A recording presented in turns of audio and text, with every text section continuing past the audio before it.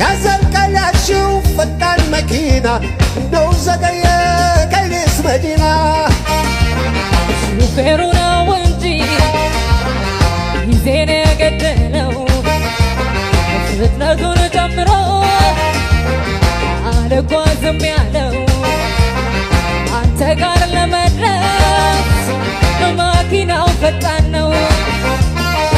ፍሽ ከተነሳ ወዲህ ለመድረስ ታዲያ ምን ይገዳል ለመመላለስ